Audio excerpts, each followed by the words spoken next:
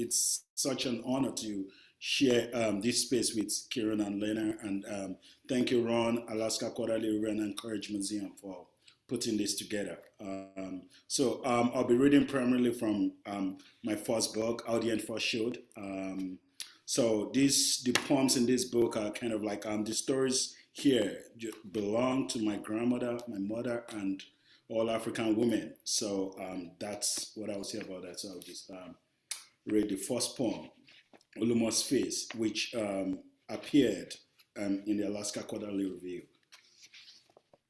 Walking across a bamboo bridge spread on a marsh which tore Abeokuta into two halves. A hoe clipped to a shoulder, a peg to a cloth on a line. Shadows of Olumo Rock fluttering beneath the limbs of insects, perched on the face of the unholy water. The hair stopped moving, but the water fluttered. My grandmother's eyes walked on the water. On the end of the bridge, a man pressed a woman's head into the water because of a dead womb.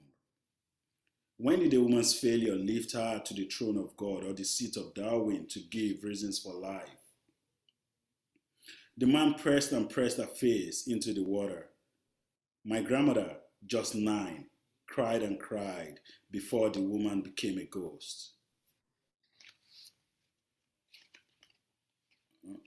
So I will read a couple more poems from the next section of the book.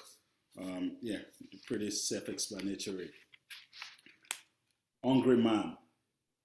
And this, as most of these poems, they have a lot of Yoruba in them, so I code switch a lot because using Yoruba is kind of like, just holding on to like my people and, just bringing them along because English is not our first language. So a lot of these poems have the Yoruba in them.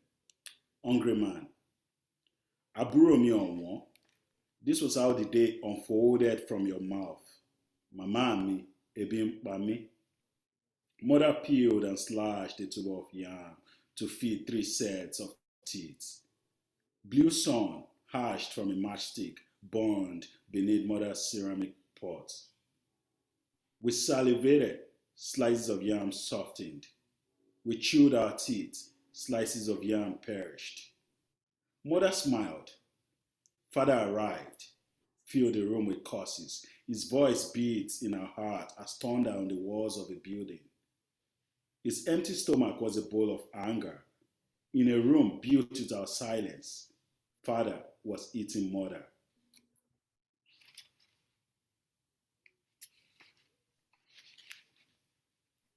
So this is titled Tiredness.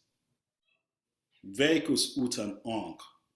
The deadlocked traffic jam sputter smoke into the afternoon. Curses and pleas sprayed on the road like pollution. Afternoon gathers around the downfall bus. 2 men struggle to pull open the door. A man pours his folded fist on a woman like stones. I stand outside the bus, looking. My father slaps and slaps my mother with the back of his hands. My mother's lips are broken. 2 men hold up my father's hands, his knuckles painted with blood. Mother lies on the ground, tired of rising after every fall.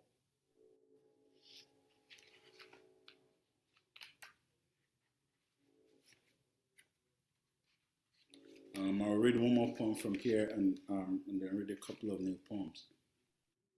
On the 5th day, in praise of our absent father, on the 5th day of a month, made of harmattan and cold sun, Mother washed dirt off grains of rice. She chopped carrots, onions, pepper, and liver on a slab into rings. My older sister slit open the belly of a huge ejacote, packed out its intestine as one offloads clothes from a bag. Beads of sweat slipped down their faces.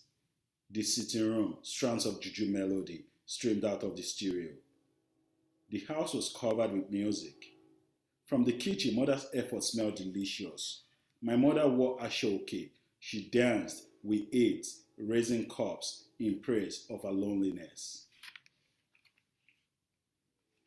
So I'll read two new poems, and so like the first is written in pidgin, and so I've been working on a collection that just deals with colonialism and things like that. So this is from the point of view of one of the kings who accepted, he converted to Christianity, and then after the British ransacked his town, he converted back. So this is based on the letter he wrote to like his fellow kings, and it's titled "Light After Light."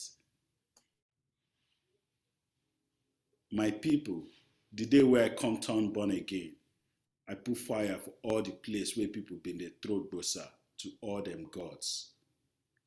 I swear, say I go sink all them gods. I call my boys, make them go throw them for water before the day waka. I come call all the way come for after Sabbath. I come talk say anybody wey no gree follow this new way, him go hear am from my hand. Every Sunday, my front yard dey turn garage wey people full. We go sing, praise, from me, the king, to my smallest may God. Pray, from my smallest may God to me, the king. Na so this evening, Oyinbo men enter my bunk. Dem pack, me and my people don learn o, make una thank you.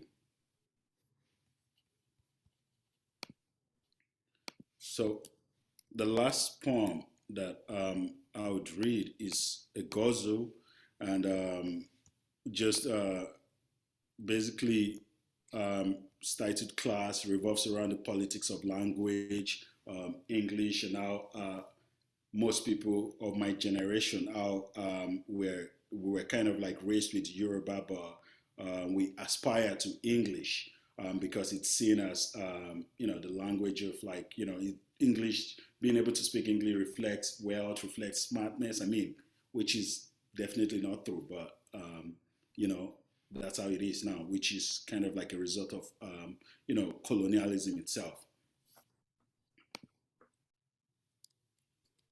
There are 8 people in my family.